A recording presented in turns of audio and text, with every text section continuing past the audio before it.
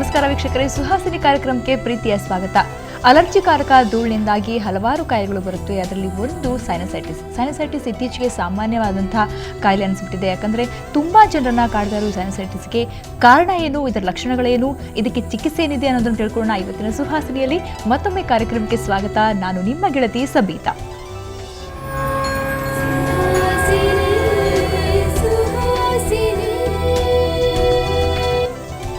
Sinusitis ಬಗ್ಗೆ ತಿಳಿಸ್ಕೊಡೋದಕ್ಕೆ positive ಹೋಮಿಯೋಪತಿಯಿಂದ doctor ತಸ್ನೀಮ್ ನಮ್ಮ ಜೊತೆ ಇದ್ದಾರೆ. ಬನ್ನಿ ಕಾರ್ಯಕ್ರಮ ಶುರು ಮಾಡೋಣ. ತಸ್ನೀಮ್, ನೀವು ಕಾರ್ಯಕ್ರಮಕ್ಕೆ ಸ್ವಾಗತ. ಸೊ ಮೊದಲನೇದಾಗಿ ಸೈನಸೈಟಿಸ್ ಹೇಳಿದ್ರೆ ತುಂಬ ಕಾರಣಗಳಿದೆ ಸೈನಸೈಟಿಸ್ಗೆ. ಅದ್ರ ಲಕ್ಷಣಗಳು ನಮಗೆ ಗೊತ್ತಾಗಲ್ಲ. ಅಂದರೆ ತಲೆನೋವು ಇರ್ಬೋದು, ಮೂಗು ಕಟ್ಕೊಳ್ಳೋದು.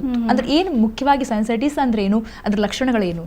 ಸೈನಸೈಟಿಸ್ ಅಂತ ಅಂದರೆ ತಲೆ ಒಳಗಡೆ ಬೋನ್ ಇರುತ್ತಲ್ಲ, ಅದರಲ್ಲಿ ಏರ್ ಸ್ಪೇಸಸ್ ಅಂತ ಇರುತ್ತೆ. ಸೊ ದ್ಯಾಟ್ ಫೇಸ್ ತುಂಬ ಈಸಿಯಾಗಿ ಮೂವ್ ಆಗಬಹುದು, ಬೆಂಡ್ ಆಗಬಹುದು ಅಂತ.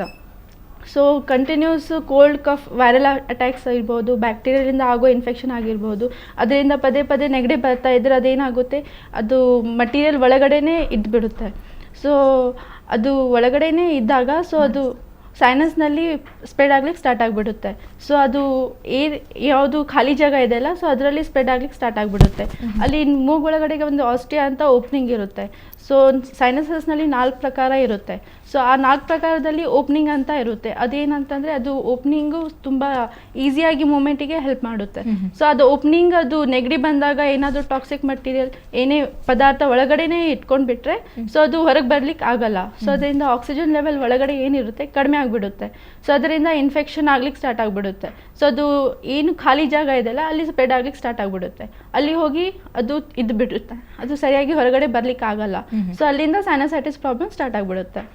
ಸೊ ಸೈನಸೈಟಿಸ್ ಆದಾಗ ಮುಖ್ಯವಾಗಿ ಏನಾಗುತ್ತೆ ನಮಗೆ ಅಂದರೆ ಹೆಡ್ ಪೇನ್ ಇರ್ಬೋದು, ಫೋರ್ಹೆಡ್ ಇರ್ಬೋದು, ಹುಬ್ಬುಗಳು ನೋವಾಗುತ್ತೆ. ಸೊ ತುಂಬ ಲಕ್ಷಣಗಳಿವೆ ಅದರದ್ದು. ಸೊ ಸೈನಸ್ನಲ್ಲಿ ಯಾವ ಭಾಗದಲ್ಲಿ ಸೈನಸ್ ಎಫೆಕ್ಟ್ ಆಗಿದೆ ಅದ್ರ ಪ್ರಕಾರ ಸಿಂಪ್ಟಮ್ಸನ್ನು ಪ್ರೊಡ್ಯೂಸ್ ಮಾಡುತ್ತೆ. ಸೈನಸ್ನಲ್ಲಿ ಫ್ರಂಟಲ್ ಸೈನಸ್ ಅಂತ ನಾವು ಹೇಳ್ತೀವಿ. ಫ್ರಂಟಲ್ ಸೈನಸ್ ಅಂತಂದರೆ ಈ ಭಾಗದಲ್ಲಿ ಸೈನಸ್ ಅಂತ ಅದು ಏರ್ ಸ್ಪೇಸ್ ಇರುತ್ತೆ. ಸೊ ಅಕಸ್ಮಾತ್ ಸೈನಸೈಟಿಸ್ ಫ್ರಂಟಲ್ ಏರಿಯಾನಲ್ಲಿ ಆಗ್ತಾ ಇದೆ ಅಂತಂದರೆ ಈ ಭಾಗದಲ್ಲಿ ತುಂಬ ಜಾಸ್ತಿ ಪೇನ್ ಇರುತ್ತೆ. ಸೊ ಮ್ಯಾಕ್ಸಿಲರಿ ಸೈನಸ್ ಅಂತ ಇದೆ. ಮ್ಯಾಕ್ಸಿಲರಿ ಸೈನಸ್ ಅಂದರೆ ಈ ಚೀಕ್ಸ್ ಕಡೆ ಇರುತ್ತೆ. ಸೊ ಈ ಕಡೆ ಇನ್ಫೆಕ್ಷನ್ ಆದಾಗೆಲ್ಲ ಇಲ್ಲೆಲ್ಲ ಸ್ವಲ್ಪ ಮುಟ್ಟಿದ್ರೂ ಪೇನ್ ಆಗ್ಲಿಕ್ಕೆ ಸ್ಟಾರ್ಟ್ ಆಗಿಬಿಡುತ್ತೆ. ಸೊ ಎಥೆಮೈಡ್ ಸೈನಸ್ ಅಂತಲೂ ಇರುತ್ತೆ, ಸ್ಪಿನೈಡ್ ಸೈನಸಸ್ ಅಂತಲೂ ಇರುತ್ತೆ. ಬಟ್ ಯಾವುದೇ ಒಂದು ಭಾಗದಲ್ಲಿ ತಲೆನೋವು ತುಂಬ ಜಾಸ್ತಿ ಇರುತ್ತೆ, ನೆಗಡಿ ಕೆಮ್ಮೂ ಇರುತ್ತೆ. ಈ ಸೈನಸೈಟಿಸ್ಗೆ ಮುಖ್ಯ ಕಾರಣಗಳು, ಕಾಸಸ್ ಅಂತ ಅಲ್ಲಿ ತಗೊಂಡಾಗ ಏನು ಕಾರಣಗಳಿರ್ತವೆ ಅಂತ? ಕಾರಣಗಳು ಏನೇ ಇರಬಹುದು. ಈಗ ಇತ್ತೀಚೆಗೆ ತುಂಬ ಜನ ಪೊಲ್ಯೂಷನ್ ಬಗ್ಗೆ ಜಾಸ್ತಿ ಹೇಳ್ತಾರೆ. ನಾವು ಸ್ವಲ್ಪ ಹೊರಗಡೆ ಹೋದರೆ ಕೆಮ್ಮು ಜಾಸ್ತಿ ಆಗಿಬಿಡುತ್ತೆ, ಸ್ವಲ್ಪ ಡಸ್ಟ್ ಇದ್ದರೆ, ಸ್ವಲ್ಪ ಧೂಳ ಏನಾದರೂ ಕಾಂಟ್ಯಾಕ್ಟ್ನಲ್ಲಿ ಬಂದರೆ ಸಡನ್ ಆಗಿ ನೆಗಡಿ ಬಂದ್ಬಿಡುತ್ತೆ. ಇಲ್ಲ ಅಂತಂದರೆ ಫ್ರಿಜ್ನಿಂದ ತೊಗೊಂಡು ತಣ್ಣಗೆ ಪದಾರ್ಥ ತೊಗೊಂಡ್ರೂ ನಮಗೆ ಸೈನಸ್ ಪ್ರಾಬ್ಲಮ್ ಸ್ಟಾರ್ಟ್ ಆಗಿಬಿಡುತ್ತೆ. ತುಂಬ ಹೊತ್ತು AC-ನಲ್ಲಿದ್ರೂ ಸೈನಸ್ ಪ್ರಾಬ್ಲಮ್ ಸ್ಟಾರ್ಟ್ ಆಗಿಬಿಡುತ್ತೆ ಅಂತ ತುಂಬ ಜನ ಕಂಪ್ಲೇಂಟ್ ಮಾಡ್ತಾ ಇರ್ತಾರೆ. ಸೊ ಇದೊಂದು ರೀಸನ್ ಇರ್ಬೋದು. AC-ನಲ್ಲಿ ಇರ್ಬೋದು, ಹೊರಗಡೆ ಡಸ್ಟಿಗೆ ಎಕ್ಸ್ಪೋಜರು ಇರ್ಬೋದು, ಇಲ್ಲ ಅಂತಂದರೆ AC-ನಲ್ಲಿ ತುಂಬ ಜಾಸ್ತಿ ಹೊತ್ತು ಕೂತ್ರೂ ಆಗ್ತಾ ಇರುತ್ತೆ. ಓಕೆ, ಸೈನಸ್ ಪ್ರಾಬ್ಲಮ್ ಯೂಸಲಿ ಅಂಥವ್ರಿಗೆ ತಂಪು ಗಾಳಿ ಕೂಡ ಪ್ರಾಬ್ಲಮ್ ಆಗುತ್ತೆ, AC ಹೇಳಿದ್ರಿ. ಹೌದು. ಸೊ ತುಂಬ ಆ ಥರ ಇದ್ದವ್ರಿಗೆ ಚಳಿಗಾಲದಲ್ಲಿ ತುಂಬ ಜಾಸ್ತಿ ತೊಂದರೆ ಆಗುತ್ತಾ? ಹೇಗೆ? ಚಳಿಗಾಲದಲ್ಲಿ ತುಂಬ ಜಾಸ್ತಿ ಆಗುತ್ತೆ. ಬಿಕಾಸ್ ಕ್ಲೈಮೇಟ್ ಸಡನ್ ಆಗಿ ಕೂಲ್ ಇರುತ್ತೆ. ಸ್ವಲ್ಪ ಜನ ಚಳಿಗಾಲನ ತಡ್ಕೊಳ್ಳಲ್ಲ. ಸೊ ಸ್ವಲ್ಪ ಪೇಷಂಟ್ಸ್ ಏನು ಹೇಳ್ತಾರೆ, ಸೈನಸ್ ಪ್ರಾಬ್ಲಮ್ ಚಳಿಗಾಲದಲ್ಲಿ ತುಂಬ ಜಾಸ್ತಿ ಸ್ಟಾರ್ಟ್ ಆಗಿಬಿಡುತ್ತೆ. ಚಳಿಗಾಲ ಬಂತಂದರೆ ನಮ್ಮ ಸೈನಸ್ ಪ್ರಾಬ್ಲಮ್ ತುಂಬ ತೀರಾ ಮಟ್ಟಿಗೆ ಜಾಸ್ತಿ ಆಗಿಬಿಡುತ್ತೆ. ಅದು ಅಕಸ್ಮಾತ್ ಸೈನಸೈಟಿಸ್ ತುಂಬ ವರ್ಷದಿಂದ ಇದ್ದರೆ ಸಮ್ಮರ್ನಲ್ಲೂ ಕಾಣಿಸ್ಕೊಳ್ಬಹುದು. ಸೊ ಈಗ ಸ್ಟ್ರೆಸ್ಸಲ್ಲಿ ವರ್ಕ್ ಮಾಡೋರು ಇರ್ತಾರೆ ಹುಡುಗಿಯರು. ಸೊ ಆಫೀಸ್ ಅಂದಮೇಲೆ ಅಲ್ಲಿ AC ಇದ್ದೇ ಇರುತ್ತೆ. ಸೊ ಹೆಂಗೆ ಅವಾಯ್ಡ್ ಮಾಡೋದು ಹೆಂಗೆ ಅಂತ? ಅವಾಗ ಬಂದೇ ಬರ್ಬೋದು, ಎಲ್ಲರಿಗೂ ಬರೋ ಚಾನ್ಸಸ್ ಇರುತ್ತಾ ಹೆಂಗೆ? ಅವಾಗೂ ಲೈಕ್ ಡಿಪೆಂಡ್ಸ್. ಇಮ್ಯುನಿಟಿ ಅಂತ ಒಂದಿರುತ್ತೆ, ಮನುಷ್ಯನಲ್ಲಿ ತಾಳ್ಮೆ ಶಕ್ತಿ ಇರುತ್ತೆ. ಅಕಸ್ಮಾತ್ ಅವ್ರು ಸೈನಸೈಟಿಸ್ ತುಂಬ ವರ್ಷದಿಂದ ಇದೆ ಅಂತಂದರೆ ಅದು ತಾಳ್ಕೊಳ್ಳೋ ಶಕ್ತಿ ಕುಗ್ತಾ ಬರುತ್ತೆ. ಅಂದರೆ ಹಂತ ಹಂತವಾಗಿ ಕಡಿಮೆ ಆಗ್ತಾ ಹೋಗುತ್ತೆ. ಸೊ ಯಾವುದು ಪ್ರಾಬ್ಲಮ್ಸ್ ವಿಂಟರ್ನಲ್ಲೇ ಆಗ್ತಾ ಇರುತ್ತೆ, ಅದು ಬರ್ತಾ ಬರ್ತಾ ಇಮ್ಯುನಿಟಿ ಲೆವೆಲ್ ಅಂತ ಹೇಳ್ತೀವಿ. ಅದು ಅಕಸ್ಮಾತ್ ಕಡಿಮೆ ಆಗ್ತಾ ಬಂತಂದರೆ ಯಾವ ರೀಸನಿಗೂ ಅದು ಸಡನ್ ಆಗಿ ಬರ್ಲಿಕ್ಕೆ ಚಾನ್ಸಸ್ ಇರುತ್ತೆ. ಸೊ AC ಅಂದರೂ ಅವಾಯ್ಡ್ ಮಾಡ್ಲಿಕ್ಕೆ ಆಗಲ್ಲ. ಸೊ ಅದನ್ನೇ ಮೇಯ್ನ್ ಸೈನಸೈಟಿಸನ್ನೇ ಟ್ರೀಟ್ ಮಾಡಿದರೆ ಬರ್ತಾ ಬರ್ತಾ ಅವ್ರು ಯಾವ ಕ್ಲೈಮೇಟ್ನಲ್ಲಿ ಇದ್ರೂ AC-ನಲ್ಲಿ ಇದ್ರೂ ಅವ್ರ ಪ್ರಾಬ್ಲಮ್ನ ನಾವು ಸಾಲ್ವ್ ಮಾಡಬಹುದು. ಓಕೆ, ಈಗ ಹೆರಿಡಿಟರಿ ಪ್ರಾಬ್ಲಮ್ ಆಗುತ್ತಾ? ಇದೊಂದು ಜೆನೆಟಿಕ್ ಆಗಿ, ಅನುವಂಶೀಯವಾಗಿಯೂ ಇದು ಸೈನಸೈಟಿಸ್ ಸಮಸ್ಯೆ ಬರೋ ಚಾನ್ಸಸ್ ಇದೆಯಾ? ವಂಶಪಾರಂಪರ್ಯವಾಗಿ ತುಂಬ ಕಾಯಿಲೆಗಳು ಇತ್ತೀಚೆಗೆ ಬರ್ತಾ ಇದೆ. ಸೈನಸೈಟಿಸು ಆಗಬಹುದು, ಬಟ್ ಯಾರು ಅಂತಂದರೆ ಪೇಷಂಟ್ ಬಂದ ಮೇಲೆ ನಾವು ಫ್ಯಾಮಿಲಿ ಹಿಸ್ಟ್ರಿ ಅಂತ ಇರುತ್ತೆ.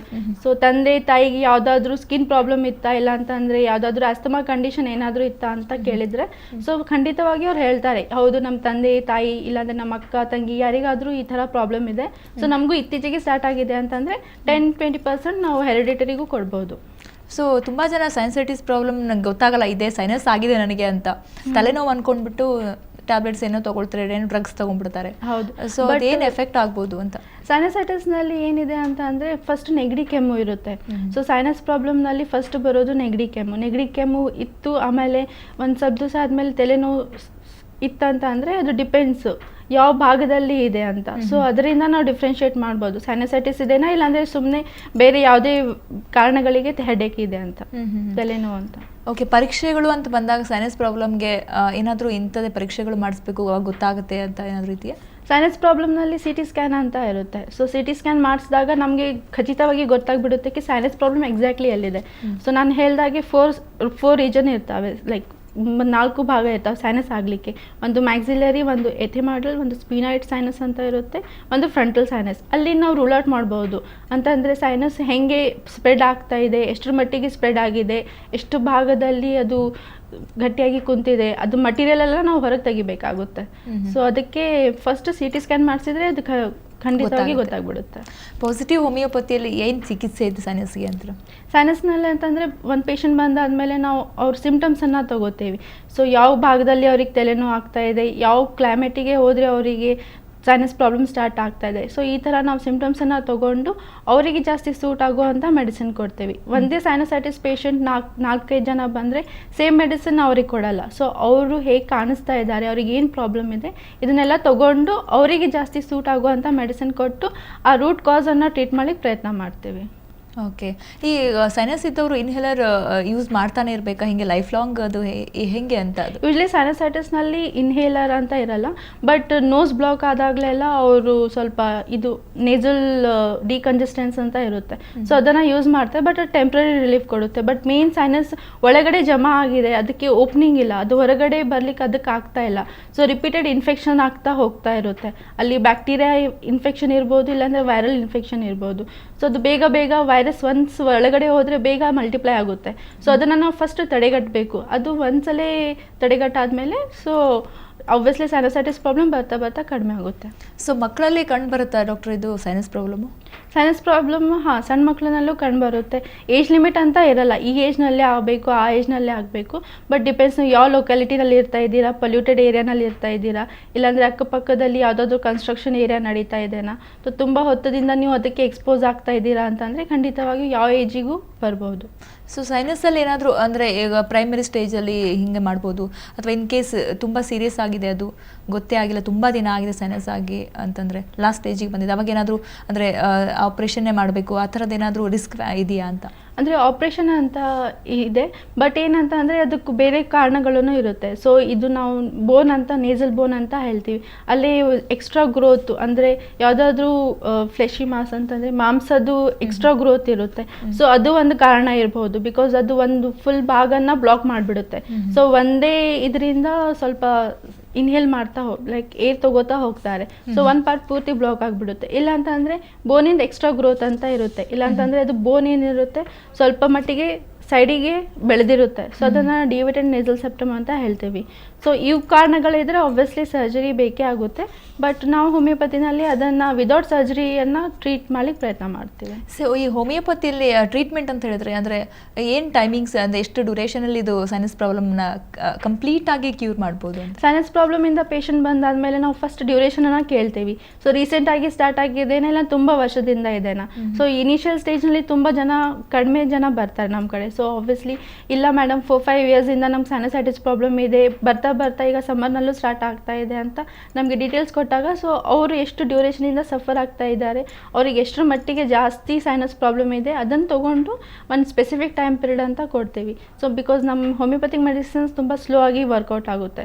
ಸೊ ಸ್ವಲ್ಪ ಟೈಮ್ ಬೇಕಾಗುತ್ತೆ. ಫುಲ್ ಇಮ್ಯುನಿಟಿ ಅಂದರೆ ತಾಳ್ಕೊಳ್ಳೋ ಶಕ್ತಿ ಎಲ್ಲ ಕಡಿಮೆ ಆಗುತ್ತಲ್ಲ, ಸೊ ಅದನ್ನು ಜಾಸ್ತಿ ಮಾಡಬೇಕಂತಂದರೆ ಸ್ವಲ್ಪ ಟೈಮ್ ಬೇಕಾಗುತ್ತೆ. ಸೊ ಅವ್ರು ಎಷ್ಟು ವರ್ಷದಿಂದ ಬಳಲ್ತಾ ಇರ್ತಾರೆ ಅದನ್ನು ನೋಡ್ಕೊಂಡು ನಾವು ಟ್ರೀಟ್ ಮಾಡ್ತೀವಿ. ಓಕೆ, ನಿಮ್ಮ ಜೊತೆ ಮಾತ್ರ ಮುಂದುವರಿಸ್ತೀನಿ. ವೀಕ್ಷಕರೇ, ನಾವು ಮಾತಾಡ್ತಾ ಇದ್ವಿ ಸೈನಸೈಟಿಸ್ ಬಗ್ಗೆ. ಸೈನಸೈಟಿಸ್ ಸಮಸ್ಯೆ ಯಾಕೆ ಬರುತ್ತೆ, ಅದಕ್ಕೆ ಹೋಮಿಯೋಪತಿಯಲ್ಲಿ ಚಿಕಿತ್ಸೆ ತಿಳ್ಕೊಳ್ತಾ ಇದ್ವಿ. ನಿಮ್ಮಲ್ಲೂ ಸೈನಸೈಟಿಸ್ ಪ್ರಾಬ್ಲಮ್ ಇದ್ದರೆ, ಸೈನಸ್ ಸಮಸ್ಯೆ ಇದ್ದರೆ ಕರೆ ಮಾಡಿ ವೈದ್ಯರ ಹತ್ರ ಪರಿಹಾರ ತಿಳ್ಕೊಳ್ಳಿ. ಈಗ ಚಿಕ್ಕದೊಂದು ಬ್ರೇಕ್.